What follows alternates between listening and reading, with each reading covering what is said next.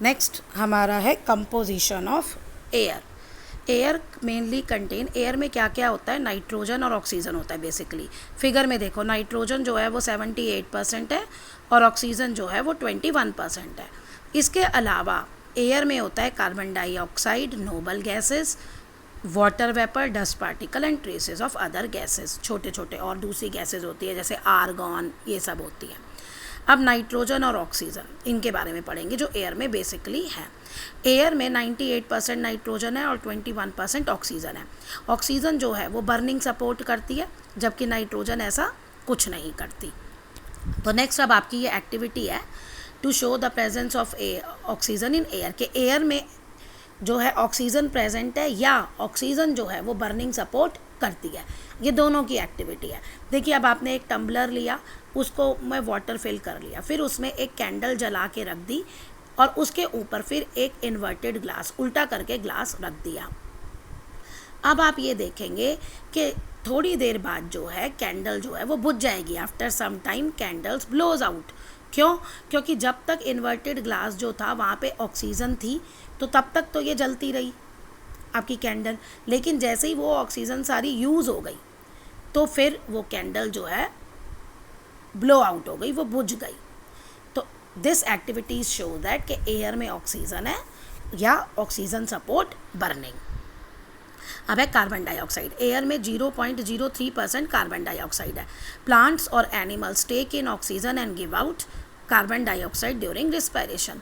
तो प्लांट्स जो हैं और एनिमल्स जो हैं वो ऑक्सीजन लेते हैं और कार्बन डाइऑक्साइड देते हैं ड्यूरिंग रिस्पायरेशन, मतलब हमारा सांस लेना सांस छोड़ना, रिस्पायरेशन इससे ज़्यादा है। वैसे अभी आप ब्रीथिंग ही कर लो, वो ज़्यादा सही है।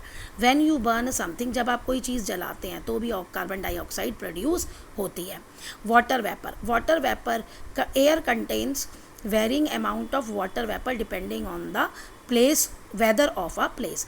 जहाँ की जिस भी जगह का जैसा भी वेदर होगा, मौसम होगा, एयर में कितना वाटर वेपर है ये उस पर डिपेंड करता है। मींस हर जगह एयर में वाटर वेपर अलग होता है। अब जैसे ड्यूरिंग रेनी सीजन आप दिल्ली का ही ले तो यहाँ पे water vapour during rainy season air में ज़्यादा होता है, लेकिन अगर वही समर हो तो वाटर वेपर की क्वांटिटी एयर में कम हो जाती है।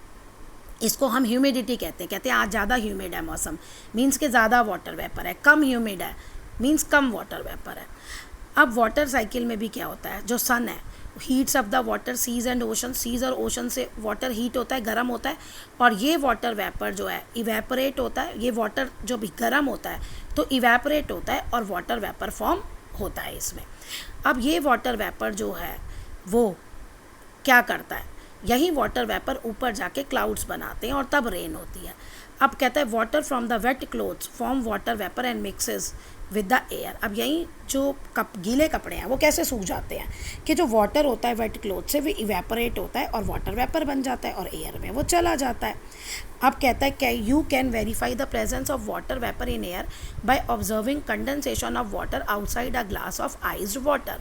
इसमें वो क्या कह रहा है, आपने एक ग्लास लिया और उसमें आप बर्फ़ के आइस के 4-5 टुकड़े डाल दीजिए। आप थोड़ी देर बाद देखेंगे कि ग्लास के बाहर पानी आ जाता है, वो ग्लास के बाहर जो सरफेस है उस पर वाटर आ जाता है। अब जो ग्लास से जो वाटर है, आइस है, वो वाटर में मेल्ट हो गई तो क्या वो पानी बाहर आ जाए? ऐसे तो पॉसिबल नहीं है। फिर ग्लास के बाहर कहाँ से पानी आया? एक्चुअली एयर में जो वाटर वेपर है जब वो ग्लास के सरफेस के कांटेक्ट में आती है तो ग्लास का सरफेस ठंडा होता है, तो वो वाटर वेपर किस में कन्वर्ट हो जाता है? वाटर में। और इसी प्रोसेस को हम कहते हैं कंडेंसेशन, वाटर वेपर का वाटर में कन्वर्ट होना। तो तभी आपको ग्लास के बाहर वो वाटर दिखता है। अब एयर में और क्या होता है, डस्ट और स्मोक। आप कैसे पता करेंगे ये डस्ट और स्मोक होता है? एक्चुअली बहुत, एक आपने डार्क रूम लिया, कहीं से उसमें सन रेज आ रही हैं तो आप देखेंगे कि टाइनी पार्टिकल्स आपको दिखेंगे, आपको सनलाइट एयर लाइट का पाथ विजिबल होगा और उसमें छोटे छोटे पार्टिकल्स आपको मूव करते हुए दिखेंगे। वो जो छोटे छोटे पार्टिकल्स होते हैं वही होते हैं डस्ट पार्टिकल्स। तो एयर में क्या होता है? डस्ट। एयर में स्मोक भी होता है जो फैक्ट्रीज और व्हीकल से रिलीज होता है।